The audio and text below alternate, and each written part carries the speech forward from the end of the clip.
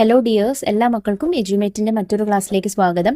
ഇന്നത്തെ ക്ലാസ്സിൽ നമ്മൾ നോക്കാനായിട്ട് പോകുന്നത് 3ാം ക്ലാസ്സിലെ മക്കളുടെ പരിസര പഠനത്തിൻ്റെ വാർഷിക പരീക്ഷയുടെ ഒരു മോഡൽ ചോദ്യപേപ്പറാണ് കേട്ടോ. അത് കഴിഞ്ഞ വർഷം വന്ന ആനുവൽ എക്സാമിൻ്റെ ക്വസ്റ്റ്യൻ പേപ്പറാണ്. ക്ലാസ്സിലേക്ക് കിടക്കുന്നതിന് മുന്നേ ആയി ചാനൽ ആദ്യമായി കാണുന്നവരാണെങ്കിൽ ഒന്ന് സബ്സ്ക്രൈബ് ചെയ്ത് സപ്പോർട്ട് ചെയ്യാൻ മറക്കരുത്. അതുപോലെ വീഡിയോ നിങ്ങളുടെ കൂട്ടുകാരിലേക്ക് കൂടെ ഒന്ന് ഷെയർ ചെയ്ത് കൊടുക്കുകയും വേണേ. നിങ്ങൾക്ക് ആവശ്യമുള്ള 3ാം ക്ലാസ്സിലെ മറ്റു വിഷയങ്ങളുടെ ചോദ്യപേപ്പറുകൾ STD 3 ക്വസ്റ്റ്യൻ പേപ്പേഴ്സ് എന്നുള്ള പ്ലേലിസ്റ്റ് ഉണ്ട്, അതിൽ ലഭ്യമാണ്. അപ്പോൾ ശരി, നമുക്ക് നേരെ ക്ലാസ്സിലേക്ക് കടക്കാം. പ്രവർത്തനം 1, സസ്യങ്ങൾ പലവിധം. അതിലെ ചോദ്യം എ, നമുക്ക് ചുറ്റുമുള്ള സസ്യങ്ങളെ ഔഷധികൾ, കുറ്റിച്ചെടികൾ, മരങ്ങൾ എന്നിങ്ങനെ തരംതിരിക്കാമെന്നറിയാമല്ലോ. ഓരോ ഇനത്തിലും പെട്ട സസ്യങ്ങളുടെ പ്രത്യേകതകളുടെ അടിസ്ഥാനത്തിൽ പട്ടിക പൂർത്തിയാക്കുക. അതായത് ഔഷധികൾക്കും കുറ്റിച്ചെടികൾക്കും മരങ്ങൾക്കുള്ള പ്രത്യേകതകൾ എന്തൊക്കെയെന്നാണ് എഴുതേണ്ടത്. ഔഷധികളുടെ തണ്ട് മൃദുവാണ്, കുറ്റിച്ചെടികളുടെ തണ്ട് കട്ടിയുള്ള തണ്ടാണ്, മരങ്ങളുടെ തണ്ട് വളരെ കാഠിന്യമുള്ള തണ്ടാണ്. ഇനി ഔഷധികൾ അധികം ഉയരമില്ല, പിന്നെ അതുപോലെ കുറ്റിച്ചെടികൾ അതുപോലെ തന്നെ ഇടത്തരം വലുപ്പമുള്ളതാണ് കുറ്റിച്ചെടികൾ. മരങ്ങൾ വളരെയധികം വലുപ്പമുള്ളവയാണ് മരങ്ങൾ. പിന്നെ അതുപോലെ മറ്റൊരു പ്രത്യേകതയായിട്ട് എന്തെഴുതാം, ഔഷധികൾക്ക് ഏതാനും മാസങ്ങൾ മാത്രമാണ് ആയുസ്, കുറ്റിച്ചെടികൾക്ക് വർഷങ്ങളോളം ജീവിക്കുന്നുണ്ട്, മരങ്ങൾ വളരെയധികം വർഷം ആയുസ്സുണ്ട്. ഇതിലെ ചോദ്യം ബി, ജലത്തിൽ വളരുന്ന സസ്യങ്ങളുടെ ഇല, തണ്ട് എന്നിവയുടെ പ്രത്യേകതകൾ എഴുതുക. വലിയ ഇലകളാണ്, ഇലയിലും തണ്ടിലും മെഴുകുപോലുള്ള ആവരണം കാണാം. ഇതിലെ ചോദ്യം സി, ചുവടെ ചേർത്തിരിക്കുന്നതിൽ ശരിയായ പ്രസ്താവനയ്ക്ക് നേരെ ശരി അടയാളം ചെയ്യുക, ടിക്ക് ചെയ്യുക. എ, വേര് സസ്യത്തെ മണ്ണിൽ ഉറപ്പിച്ച് നിർത്തുന്നു, അത് ശരിയാണ്. ബി, എല്ലാ ചെടികളും പൂക്കുന്നു, അത് തെറ്റാണ്, പൂക്കാത്ത ചെടികളും ഉണ്ട്. സി, സസ്യത്തിന് ആവശ്യമായ ആഹാരം തണ്ടിലാണ് നിർമ്മിക്കുന്നത്, അത് തെറ്റാണ്, സസ്യങ്ങൾ ആഹാരം ഇലകളിലാണ് നിർമ്മിക്കുന്നത്. ഡി, ചെടികളിലെ എല്ലാ പൂക്കളും കായയായി മാറുന്നില്ല, അതും ശരിയാണ്, എല്ലാ പൂക്കളും കായയായി മാറാറില്ല അല്ലേ. പ്രവർത്തനം 2, അറിഞ്ഞു കഴിക്കാം. വിവിധ തരം ഭക്ഷ്യവസ്തുക്കളെ അവയുടെ സവിശേഷതകൾക്കനുസരിച്ച് വർഗീകരിക്കുന്ന പ്രവർത്തനത്തിന്റെ ഭാഗമായി അമ്മു തയ്യാറാക്കിയ പട്ടികയാണ് ചുവടെ ചേർത്തിരിക്കുന്നത്.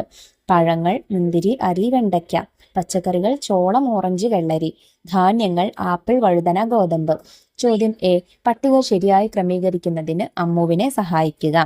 നമുക്ക് ആദ്യം പഴങ്ങൾ നോക്കാം. പഴങ്ങൾ ആദ്യത്തെ കോളത്തിലുള്ളത് മുന്തിരി, അതുപോലെ ഓറഞ്ച്, ആപ്പിൾ, ഇത് 3 പഴങ്ങളുള്ളത്. പിന്നെ പച്ചക്കറികൾ വെണ്ടയ്ക്ക, വെള്ളരി, വഴുതന.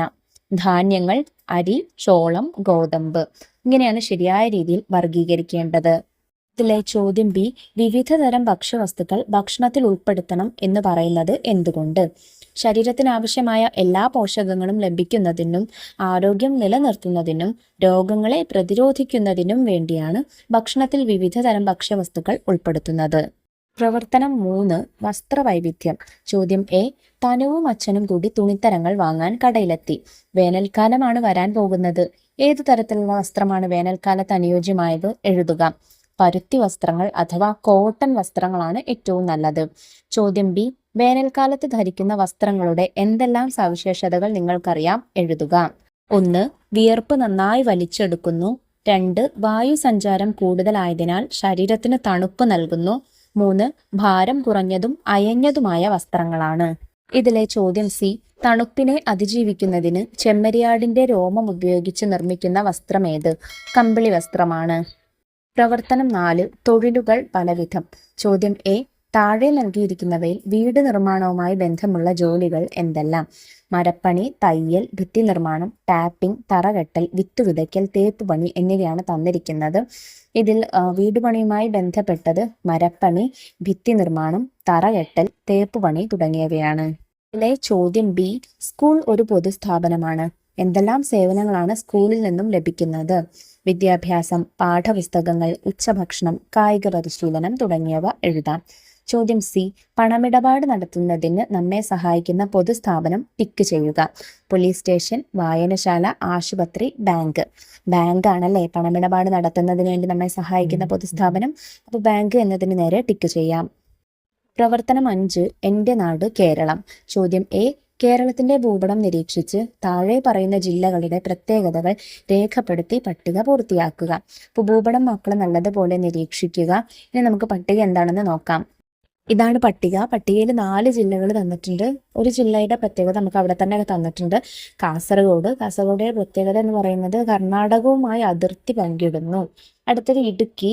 സംസ്ഥാനത്തെ ഏറ്റവും വലിയ 2ാമത്തെ ജില്ലയാണ് ഇടുക്കി. തമിഴ്നാടുമായി അതിർത്തി പങ്കിടുന്നു. ഹൈറേഞ്ച് പ്രദേശമാണ്. പിന്നെ അടുത്തത് പാലക്കാടാണ്. കേരളത്തിലെ ഏറ്റവും വലിയ ജില്ലയാണ്. തമിഴ്നാടുമായി അതിർത്തി പങ്കിടുന്നു. പാലക്കാട് ചുരം സ്ഥിതി ചെയ്യുന്നു. 4ാമത്തേത് തിരുവനന്തപുരം. തിരുവനന്തപുരത്തിന്റെ പ്രത്യേകത എന്താണ്? കേരളത്തിന്റെ തലസ്ഥാനമാണ്. തമിഴ്നാടുമായി അതിർത്തി പങ്കിടുന്നുണ്ട്. പിന്നെ ഇതിലെ ചോദ്യം ബി, മറ്റ് ജില്ലകളാൽ ചുറ്റപ്പെട്ട് കിടക്കുന്ന കേരളത്തിലെ ഏക ജില്ല ഏത്? ഏതാണ് മക്കളെ? കോട്ടയമാണ്. കോട്ടയത്തിന്റെ 4 ഭാഗവും എന്താണ്? മറ്റ് ജില്ലകളുമായിട്ട് അതിർത്തി പങ്കിടുന്നുണ്ട്. ഇതിലെ സി ക്വസ്റ്റ്യൻ, ഞാനാണ് കേരളത്തിലെ ഏറ്റവും ചെറിയ ജില്ല, ആരാണ് ഞാൻ? ആലപ്പുഴ, വയനാട്, പത്തനംതിട്ട, കൊല്ലം. ഏതാണ് മക്കളെ? ആലപ്പുഴയാണല്ലേ. ആലപ്പുഴയാണ് കേരളത്തിലെ ഏറ്റവും ചെറിയ ജില്ല. പ്രവർത്തനം 6, മണ്ണും ജലവും. മണ്ണിന്റെ വിവിധ സവിശേഷതകളാണ് ചുവടെ കൊടുത്തിരിക്കുന്നത്. മണ്ണിനുള്ളിൽ വായുവുണ്ട്, മണ്ണിനുള്ളിൽ ജൈവാംശമുണ്ട്, മണ്ണിനുള്ളിൽ ജലാംശമുണ്ട്. ചോദ്യം എ, മണ്ണിൽ ജലാംശമുണ്ട് എന്ന് തെളിയിക്കുന്ന പരീക്ഷണത്തിന്റെ കുറിപ്പ് തയ്യാറാക്കുക. ലക്ഷ്യം, മണ്ണിൽ ജലാംശമുണ്ട് എന്ന് തെളിയിക്കുക. സാമഗ്രികൾ, ഉദ്യാനത്തിലെ മണ്ണ്, സുതാര്യമായ പ്ലാസ്റ്റിക് കുപ്പി. പരീക്ഷണ രീതി, ഒരു സുതാര്യമായ പ്ലാസ്റ്റിക് കുപ്പിയിൽ അല്പം ഉദ്യാനത്തിലെ മണ്ണ് എടുക്കുക, അതായത് പൂന്തോട്ടത്തിലെ മണ്ണ് എടുക്കുക. കുപ്പിയുടെ അടപ്പ് നന്നായി അടച്ച ശേഷം കുറച്ചു സമയം വെയിലത്ത് വെക്കുക. നിരീക്ഷണം, കുപ്പിയുടെ ഉൾവശത്ത് അരികുകളിലായി ചെറിയ ജലകണങ്ങൾ കാണപ്പെടുന്നു. നിഗമനം, മണ്ണിൽ ജലാംശമുണ്ട്. വെയിലത്ത് വെക്കുമ്പോൾ മണ്ണിലെ ജലാംശം ബാഷ്പീകരിക്കപ്പെടുകയും പ്ലാസ്റ്റിക് കുപ്പിയുടെ ഉൾവശത്ത് തണുത്ത് ജലകണങ്ങളായി മാറുകയും ചെയ്യുന്നു. ഇതിലെ ചോദ്യം ബി, പഠനയാത്രയുടെ ഭാഗമായി അമ്മുവും കൂട്ടുകാരും മണ്ണ് പരിശോധനാ കേന്ദ്രത്തിലെത്തിയപ്പോൾ അവിടുത്തെ ബോർഡിൽ കണ്ട വാചകമാണ് താഴെ കൊടുത്തിരിക്കുന്നത്. മണ്ണ് മലിനമാകാതെയും ഫലഭൂഷ്ടി നഷ്ടപ്പെടാതെയും സംരക്ഷിച്ചാലേ നമുക്ക് നിലനിൽക്കാനാകൂ. മണ്ണ് സംരക്ഷണത്തിന്റെ ആവശ്യകത ബോധ്യപ്പെടുത്തുന്ന ഒരു പോസ്റ്റർ തയ്യാറാക്കുക. മണ്ണ് നമ്മുടെ ജീവനാണ്, അതിനെ സംരക്ഷിക്കാം. അങ്ങനെ ഒരു പോസ്റ്റർ വാചകം എഴുതിയാൽ മാത്രം പോരാ, നിങ്ങൾക്ക് മണ്ണൊലിപ്പ് തടയുന്നതായിട്ടുള്ള ചിത്രമോ അങ്ങനെ കുറച്ച് അതിന് സ്യൂട്ടബിൾ ആയിട്ടുള്ള അനുയോജ്യമായിട്ടുള്ള ചിത്രങ്ങളൊക്കെ വരച്ചു ചേർക്കാവുന്നതാണ്. അപ്പോൾ ഇത്രയും കാര്യങ്ങളാട്ടോ മക്കളെ നമുക്ക് ഈ ചോദ്യ പേപ്പറിൽ ചർച്ച ചെയ്യാനായിട്ടുള്ളത്. സിമ്പിൾ ആയിട്ടുള്ള ചോദ്യങ്ങളാണ്, പക്ഷേ എല്ലാം ഇമ്പോർട്ടൻ്റ് ആയിട്ടുള്ള ക്വസ്റ്റ്യൻസ് ആണ്. ഇന്നത്തെ ക്ലാസ് എല്ലാം മക്കൾക്കും ഉപകാരപ്രദമായിട്ടുണ്ടെന്ന് വിശ്വസിക്കുന്നു. വീഡിയോ യൂസ്ഫുൾ ആയിട്ടുണ്ടെങ്കിൽ നിങ്ങളുടെ കൂട്ടുകാരിലേക്ക് നമ്മുടെ ക്ലാസ് ഒന്ന് ഷെയർ ചെയ്ത് കൊടുക്കുക. അതുപോലെ 3ാം ക്ലാസ്സിലെ മറ്റു വിഷയങ്ങളുടെ വീഡിയോസിന് വേണ്ടിയിട്ട്, ക്വസ്റ്റ്യൻ പേപ്പേഴ്സിനൊക്കെ വേണ്ടിയിട്ട് നമ്മുടെ ചാനൽ ഒന്ന് സബ്സ്ക്രൈബ് ചെയ്ത് വയ്ക്കാം. ഇന്നത്തെ ക്ലാസ്സിനെ കുറിച്ചുള്ള അഭിപ്രായങ്ങൾ മറക്കാതെ കമൻറ്റ് ബോക്സിലൂടെ അറിയിക്കുകയും ചെയ്യാം. അപ്പോൾ ശരി, നമുക്ക് അടുത്ത ക്ലാസ്സിനെ വീണ്ടും കാണാം. താങ്ക്